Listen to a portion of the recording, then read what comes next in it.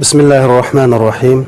Elhamdülillah ve salatu vesselamu ala Resulillah ve ala alihi ve sahbihi ve men vala. Endi en muhimi, muşu ölümalarning növbetdeki vaziyet köre en muhim vazifeler nima degan savolga kelsak. To'g'ri bizningki Uyg'ur musulmonlarningki. Dunyo musulmonlarimi beshiga kun kelyapti. Ammo hozirgi yer yuzidagi eng ig'ir beshiga kun kelgani biz Uyg'ur musulmonlari. Endi bundaq bir ig'ir kunlarda millat musulmonlar haqiqatan o't yurak o'zini islom uchun, musulmonlar uchun vaqf qilgan, barliqini atagan olimlarga bak muhtoj bo'ladi. Hamda olimlarning vazifasi nima degan kelgan chaqda olimlar varasatul anbiya, payg'ambarlarning izbosarlari. Xo'sh. Biz payg'ambarlarning vazifasini bilsak, olimlarning vazifasi aniq bo'ladi. Masalan, Musa alayhissalom. To'g'ri, Musa alayhissalom Alloh subhanahu va taolaning dinini olib keldi. Ve şu din orqali o'z zamonasidagi siyosiy chiriklikka qarshi turdi. Fir'aun degan bir zolimga qarshi turdi. Yer sharida şu zolim tarafidan zulm qilgan millatni yetaklab, o zulmning tirnoq ostidan qutuldirib chiqdi. Shuayb alayhissalom Allohning dinini olib keldi. Ammo zamonasidagi iqtisodiy chiriklikka qarshi turdi. Ya'ni u bo'lsa-mu boshqalarga jindak asa jiqilib bergandaga jinni qamitib berish. Xo'sh. Lut alayhissalom zamonasidagi axloqiy, to'g'ri, Lut alayhissalom Allohning dinini olib keldi. Ammo shu zamonasidagi eng ig'ir axloqiy chiriklikka qarshi turib bu yo'lda kurash qildi. Rasul Akram sallallohu alayhi va sallam Alloh subhanahu va taolaning dinini olib keldi. Mushu din orqali insoniyatning butun hayotining barliq tarafini isloh qilishga o'zining hayotini atadi. Ya'ni mayli siyosiy jihatdan bo'lsin, iqtisodiy jihatdan bo'lsin, qandaq jihatdan bo'lsin, mushu kishilarningki hayotini isloh qilish uchun payg'ambar alayhisalom keldi. Çünkü nimishqa degan vaqtida Rasul Akram sallallohu alayhi vasallam kana banu Isroil tasusuhumul anbiya. İza halaka nabiyyun khalafa ja'ahu nabiyyun ba'da dedi. Yoki bunda degani banu Isroilni payg'ambarlar idora qiladi dedi. Yani tasusun yani siyosat qiladi degan gap yani. Xo'sh.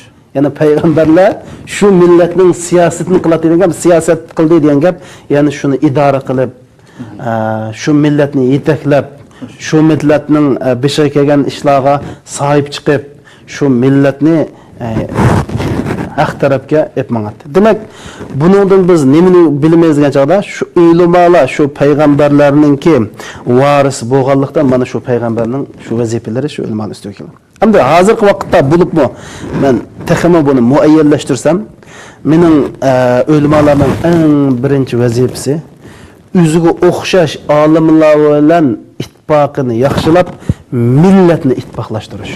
Xo'sh. Bu mencha eng muhim vazifasi deb qarayman. Chunki dunyoda nurg'un Uyg'ur ulamo olimlarimiz o'zining savoqdoshlari, xizmatdoshlari bilan ittifoqlashib, millatni ittifoqlash uchun qarab ketib qolsa, ammo biz ba'zi qarindoshlarimiz dinning nomi bilan millatni o'z qarishi, o'z tushunishi bo'yicha yetaklab, millatni bilutadigan bir ahvol ig'ir bo'ldi. Shuning uchun ulamolarningki birinchi meningki deydigan vazifasi shu ummatni birlashtirish va ularni muayyan bir din buyurgan zulm qarshi yaxshilik qilish, insonlarni isloh qilish degandek bir g'oyaga safarbar qildirish. Ularning qalbiga iymonni o'rinlashtirish va Alloh subhanahu va taolaning mu'minlarga qilgan va'dasi orqali ularda bir umid paydo qilish. Şun Allah subhanahu taala Qur'oni Karimda aş o'limalni sifatlab, "Allazina yuballiguna risalatillahi va la yakhshawna ahadan illallah va kafa billahi hasiba." Yani o'limalar shunda bir kishilarga Allohning risalesini, yani Allah'ın sözünü, Allah'ın xetini, Allah'ın kitabını yetkizudi ve Allah'tan başka hiç kimden korkmaydı deb kelib, yaxshawnahu ve la yaxshawna ahadan illallah. Şunun için o'limalarning birinchi vazifasi boshqalar bilan ittifoq o'tish, ummatni ittifoqlashtirish ve ummatni muayyan shu bir g'oya nishon ustiga safarbar qildirish. Bu birinchi. İkincisi hamda ummatga shuni bildirish kerakki, bu dunyo imtihon dunyosi. Bu biz Uyg'ur musulmonlarning beshiga kelayotgan bu kun, biz qolgan bu ahvol bir ikki kun ichida kelgan emas. Bu bizning tarixda o'tkazgan bir necha yuz yillik xatoligimizning natijasida bu bo'ldi. Endi bugun aytilgan bu ish xatolik unda tez o'ngishilib ketmaydi. Evet. Ama inşallah biz Müslüman, Allah subhanahu wa ta'ala Müslümanga igi çıkman dedi, Müslümanını qo'g'dayman dedi. Allah subhanahu wa ta'ala Müslümanni men to'g'ri yo'lga boshlayman dedi. O'limalar buni ummatga buni bildirish kerak. Va o'limalarningki hozirgi eng muhim vazifalardan biri dinni millatga to'g'ri tushuntirish kerak. Hazır bu en çok meselelerden biri sulab kaldı. Mesela Müslümanın o'zaro ixtilof qilishishi, ichki bilinişi Müslümanların siyasi işler to'liq sebep buldu. Ama şunu içindeki en muhim Müslümanlarını bo'layotgan omillarning birisi dinni to'g'ri tushunmaslik. Ma xalq dinni yaxshi tushunmaganlikdan şu an kim to'g'ri gap qilyapti, kim xato gap qilyapti buni uqmagan. Ondan keyin millat dinni to'g'ri tushunmaslik sababli musulmonlar o'zaro ixtilof qilishadi, datalash qildi. Shuning uchun o'limalarning eng muhim vazifalaridan biri millatga dinni to'g'ri tushuntirish va millatni to'g'ri tarafga etmanish uchun kuch chiqarish. Ve şundan birga o'limalarning vazifasi hozirgi millat duch kelayotgan muhim masalalarni Qur'on hadisning ruhi bo'yicha vaqtida tushuntirish. Xo'sh.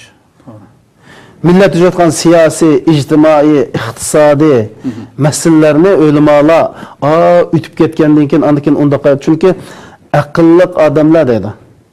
Darhol masal bo'lib qo'yguncha uni millatga javobini bera oladi. Ama gallohlar iş bitib bo'lgandan keyin mandaq kando deb so'raydi.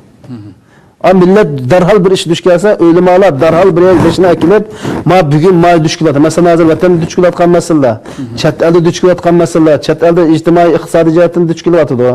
Ma millat chet elda assimilyatsiya bo'lib ketib bordi. Vatanda bo'lsa, Xitoylarni akirib, Uyg'urlarni tuqqandachilik nurg'un masalalar bor.